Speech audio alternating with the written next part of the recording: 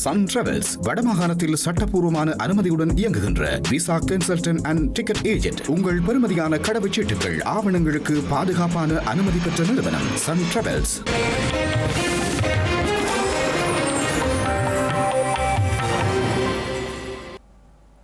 வணக்கம். இது ஐபிசி தமிழின் காலை நேர பிரதான செய்திகள். முதலில் தலைப்புச் செய்திகள்.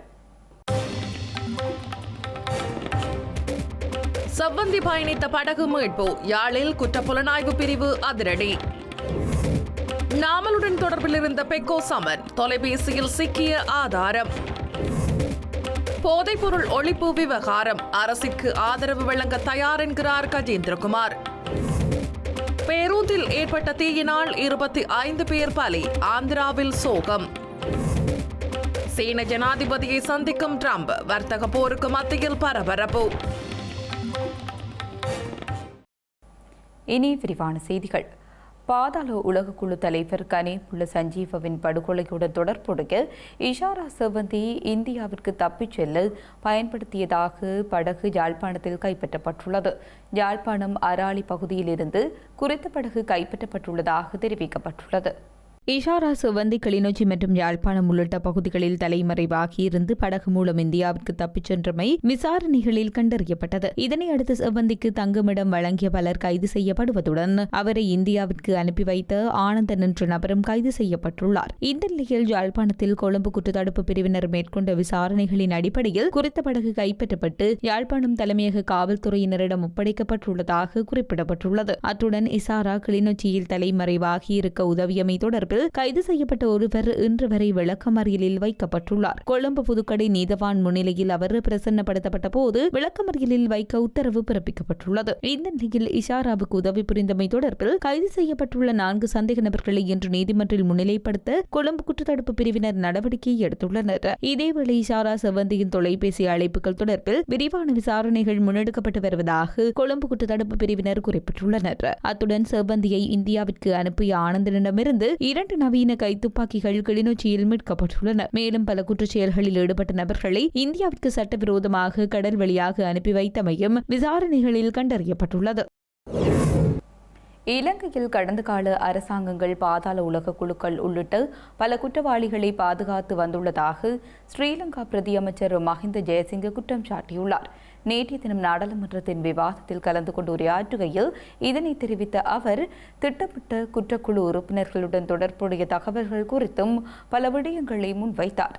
மைத்திரி ரணில் சஜித் மற்றும் கோட்டா ரணில் ராஜபக்ஷ ஆகிய கூட்டுகளின் அரசாங்கங்கள் ஒழுங்கமைக்கப்பட்ட குற்றக்குழு மற்றும் குற்றவாளிகளை பாதுகாத்தன என்றும் மஹிந்த ஜெயசிங்க குறிப்பிட்டார். திட்டமிட்ட குற்றக்குழு உறுப்பினர் பெக்கோ சமன் போன்றவர்களின் கைபேசிகளில் நாமல் சார் மற்றும் எனது சார் ராஜபக்ஷ ஆகியோரின் பெயர்கள் தொலைபேசி இலக்கங்கள் பதிவாகியுள்ளதாக தெரிய வந்துள்ளது எனவும், எனினும் அது இந்த நாமலா அல்லது வேறொரு நாமலா, இந்த ராஜபக்ஷவா அல்லது வேறொருவரா என்று தெரியவில்லை என்றும் அவர் குறிப்பிட்டார். எனவே நாமல் ராஜபக்ஷ போன்றவர்கள் வீணாக குழப்பமடைய தேவையில்லை. கொலைகாரர்கள், குற்றக்குழுவினர் மற்றும் ஒழுங்கமைக்கப்பட்ட குற்றவாளிகளுக்கு காவல்துறை பாதுகாப்பு வழங்குவது எந்தவொரு நாகரிக நாட்டிலும் இல்லை என்று குறிப்பிட்ட அவர், அத்தகைய கோரிக்கைகளை தற்போதைய அரசாங்கம் நிராகரிப்பதாகவும் உறுதிபட தெரிவித்தார். தற்போதுள்ள தேசிய மக்கள் சக்தி அரசாங்கம் எந்தவொரு குற்றவாளியையும் பாதுகாக்காது என்றும் அனைவரும் சட்டத்தின் முன் நிறுத்தப்படுவார்கள் என்றும் அவர் உறுதியளித்தார். முன்னாள் ஜனாதிபதி மஹிந்த ராஜபக்ஷ நீர்கொழும்பில் நிமல் லான்ச போதைப் பொருளுடன் கைதான போது உலங்கு வானூர்தியில் சென்று அவரை தழுவிக்கொண்டதாக கூறி கடந்த கால அரசியல் தொடர்புகளை அவர் சுட்டிக்காட்டினார். இலங்கையை போதைப் பொருளற்ற நாடாக மாற்றுவதற்கான பொறுப்பு தன் தோள் மீது சுமத்தப்பட்டுள்ளதாகவும், இந்த கடமையில் முழு நாட்டு மக்களும், மத தலைவர்களும், கல்வியாளர்களும் அரசாங்கத்துடன் இணைந்து ஒத்துழைக்க வேண்டும் என்றும் அவர் கோரிக்கை விடுத்துள்ளார்.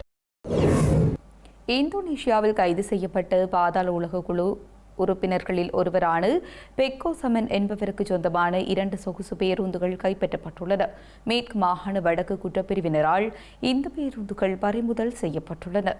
கைப்பற்றப்பட்ட பேருந்துகளில் ஒன்று சுற்றுலா பயணிகளை ஏற்றிச் செல்வதற்காக கட்டுநாயக்கவில் உள்ள ஒரு தனியார் நிறுவனத்திற்கு வழங்கப்பட்ட போது காவல்துறையினரால் காவலில் எடுக்கப்பட்டது. மற்ற சொகுசு பேருந்து மொனராகலை கொழும்பு வழித்தடத்திற்கு பயன்படுத்தப்படும் பயணிகள் பேருந்து என கூறப்படுகின்றது. அது பயணத்திற்காக புறக்கோட்டை தனியார் பேருந்து முனையத்தில் நிறுத்தப்பட்டிருந்த போது காவல்துறையினரால் பறிமுதல் செய்யப்பட்டது. இந்த 2 பேருந்துகளும் பெக்கோ சமன் என்பவரால் வேறு நபர்களின் பேரில் வாங்கப்பட்டதாக காவல்துறையினர் தெரிவிக்கின்றனர்.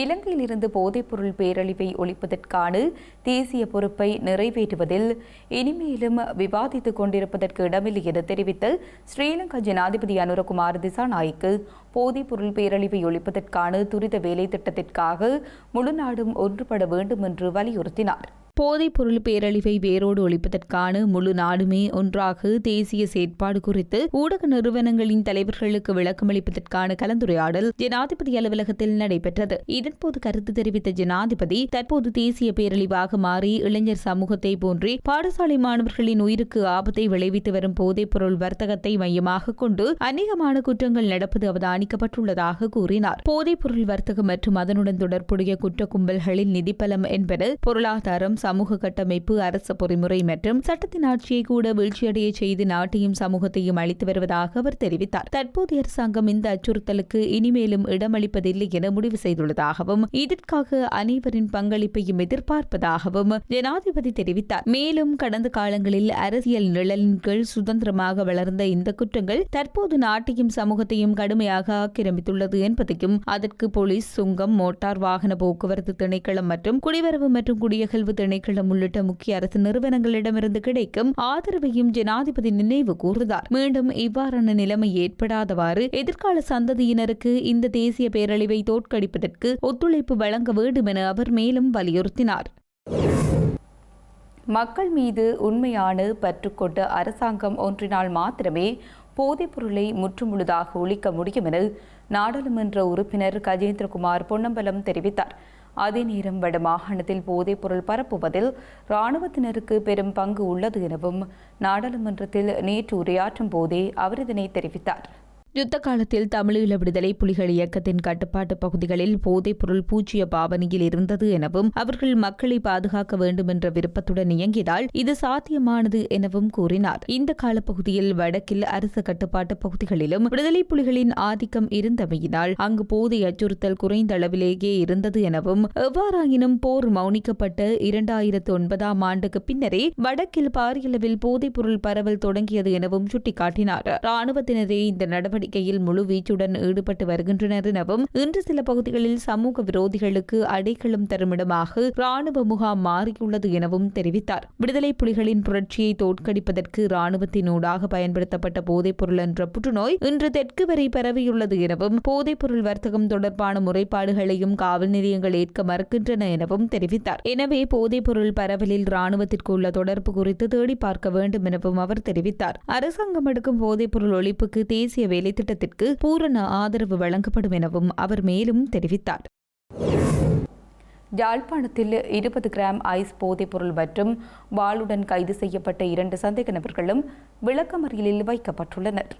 யாழ்ப்பாணத்தில் நேற்று முன்தினம் இரவு 2 இளைஞர்கள் ஐஸ் போதைப் பொருளுடன் கைது செய்யப்பட்டனர். ஒருவர் ஐஸுடனும் மற்றவர் ஐஸ் மற்றும் வாளுடனும் கைது செய்யப்பட்டனர். இவர்கள் இருவரையும் நீதிமன்றத்தில் முற்படுத்திய போது வாள் மற்றும் ஐஸ் போதைப் பொருளுடன் கைது செய்யப்பட்ட சந்தேக நபரை 14 நாட்களுக்கு விளக்கமறியலில் வைக்குமாறு நீதவான் உத்தரவிட்டார். அத்துடன் ஐஸுடன் கைது செய்யப்பட்ட சந்தேக நபரை 25ஆம் தேதி வரை போலீஸ் தடுப்பு காவலில் வைத்து விசாரணை செய்வதற்கு நீதவான் அனுமதி வழங்கினார். குறித்த சந்தேக நபர்களை கைது செய்ய முற்பட்ட போது போலீஸ் புலனாய்வு ஆய்வாளருக்கு 20 லட்சம் ரூபாய் லஞ்சம் வழங்குவதற்கு முயன்றதாக கூறப்படுகின்றது. அதே நேரம் கைது செய்யப்பட்ட இளைஞர் ஒருவர் தமிழ் தேசிய மக்கள் முன்னணியின் யாழ் மாநகர சபை உறுப்பினர் ஒருவரின் மகன் என தெரிவிக்கப்படுகின்றது. ஹம்பஹா பெஹலியகொட பகுதியில் 2 கோடி ரூபாவிற்கும் அதிகமான பணத்துடன் 7 சந்தேக நபர்கள் கைது செய்யப்பட்டுள்ளனர்.